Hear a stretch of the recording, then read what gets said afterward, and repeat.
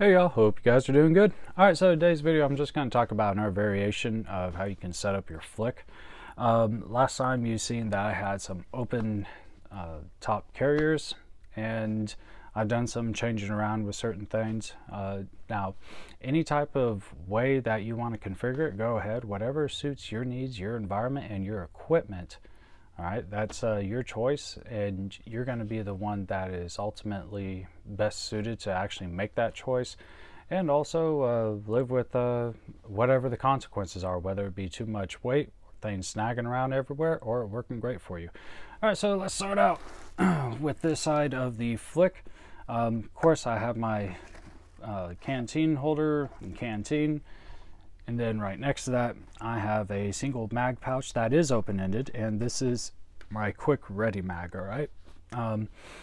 It's nothing high speed. In fact, it is a very old magazine pouch. It used to be ACU. I just spray painted the hell out of it, and it works just fine. And it's not going to easily fall out, but at the same time, it's still going to be easy enough to pull out there when I need a fast ready mag.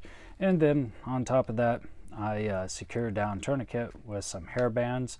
I've seen other units use rubber bands. The issue that I've seen with rubber bands, depending on how thick they are, what brand they are, some of them become really brittle and snap, and your stuff's just going to fall off, especially if there's anything kind of getting snagged on it.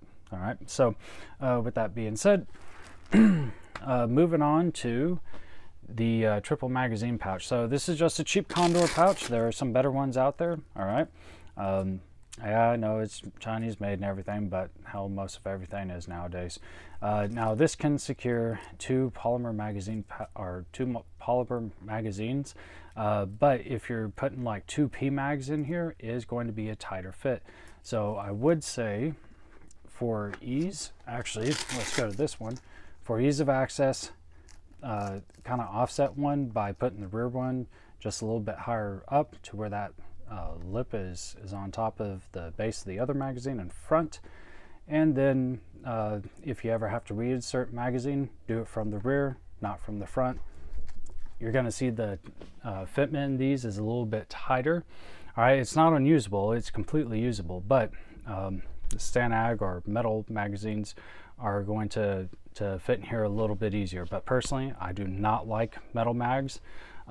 They tear up gear, they're a little bit louder, and these polymer mags, in my experience, have been a little bit more reliable for me. So I like the covered pouches here, just because it protects your magazines a little bit more from, mud or slippage if you, I don't know, fall down a hill or something like that. And when you're actually tracing in the woods, there's a lot of falling down when you're in uneven terrain, maybe low light conditions. Maybe it just rained and the ground's really slippery, and the ground actually gives way when you're moving. Been on plenty of field exercises and how to go around different terrain, and oh yeah, there was a lot of falling down in the day.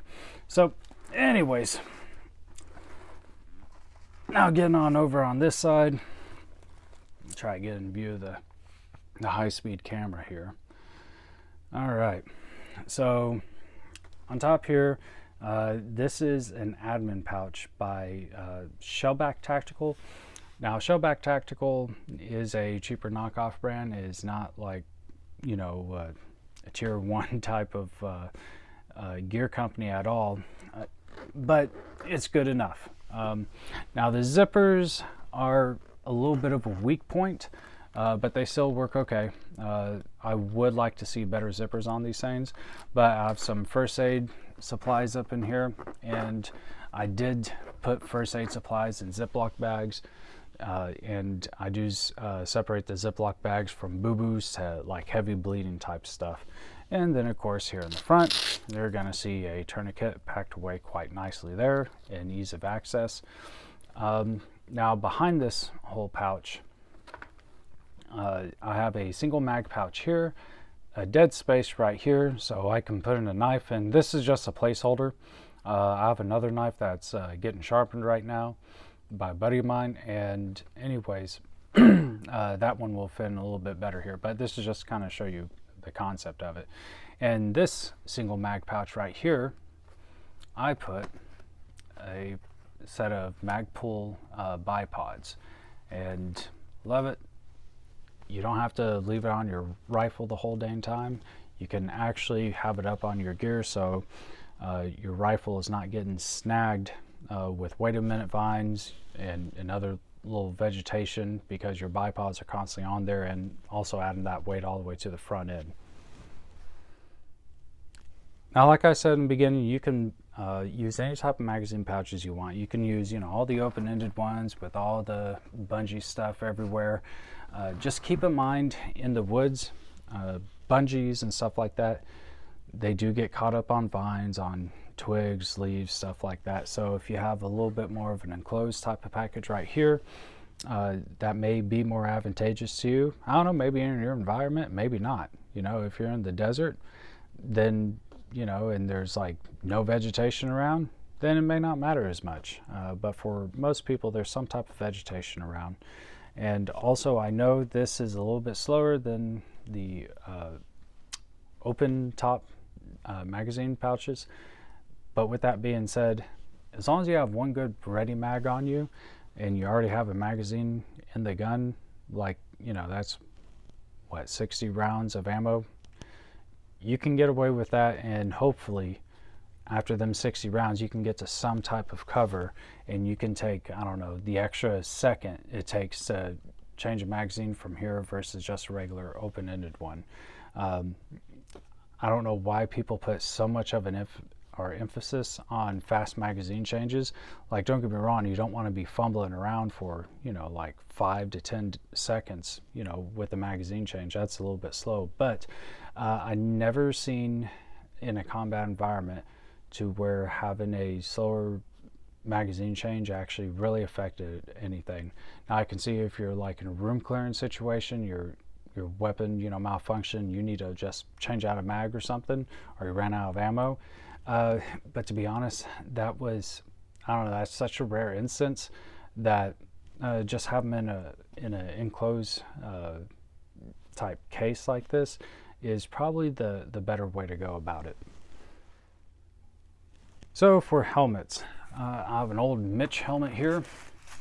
For those of you who like doing stuff with your helmets, and I've cleaned out the chin straps and everything now, all I did was just get a OCP color covering for it, and then I ran some shock cord through it and put this camo netting on here. If mine's a little bit of a different coloration, it's because the same camo netting that I used to do overlay for spray painting on pouches and gun accessories, and it just kind of breaks up the pattern a little bit more. And of course, I have a plate for a night vision accessories and all that good stuff on here. So anyways, if you're interested in doing some cool helmet stuff, there you go. This is pretty cheap. All I did was just put the helmet cover on, which anybody can do, and then with this thing, just get a bunch of this veg covering, whatever this is, and you just run it through this area. Yeah, this is not the chin strap system I'm going to be running. This is like a Brigade HQ thing, and this thing sucks.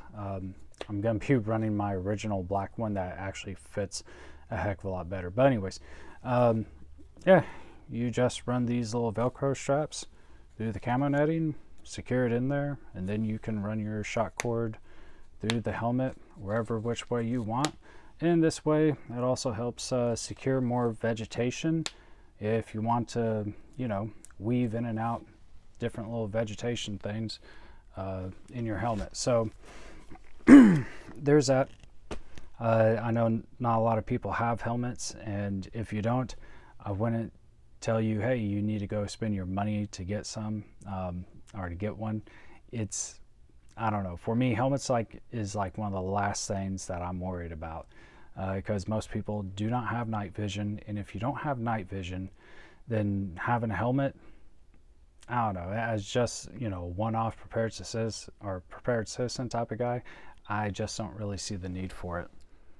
So let's go back to that pouch with the Magpul bipod, and of course this comes out easier when I'm wearing it. And I got the one with the Picatinny rail attachment to it, and then I just got a Connect development group quick attach thing. So it's a piece of Picatinny rail right there, and then this feeds into M-LOK. So for my rifle, all I have to do is just snap it in there and it's ready to go. I love these Connect development group quick attach things. They make a lot of sense for a rifle like this, kind of like a DMR-ish rifle.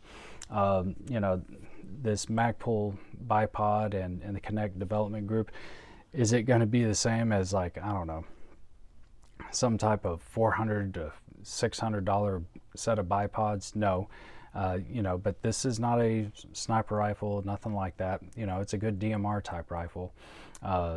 So, you know, save money where you can and buy stuff that's actually effective and that will work well for you. All right, so, and then to take this off, well, I'll put these up first. Well, you know what, screw that. All right, to take this off, all you need to do is just press those two little tabs right there, and then fold this up and then put it back in the pouch, which is going to be easier to do when you're actually wearing it. All right, so I hope you guys like this video. Hope you guys got something out of it. If you see something like suggestion like, hey, that's cool, but I was thinking of this or that could be done differently, that you think could be done better, then hey, cool, put it in the comments. I'm not too proud to read and see what type of suggestions you guys have. And plus, you know, the YouTube gun community, hopefully more people go there to help one another than just to tear each other down.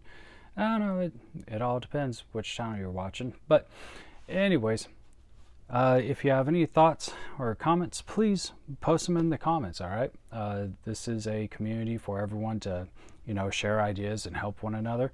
And if you liked what you've seen, if you gained maybe just one little thing out of this, you know, maybe you learned about the Connect development group thing.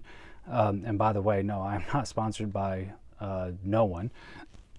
So I don't mind telling you if this is crap or if it works. But yeah, if you learned one little thing or you like the content here and you want to see this channel keep growing, if you have not done so already, please hit that subscribe button and leave a comment.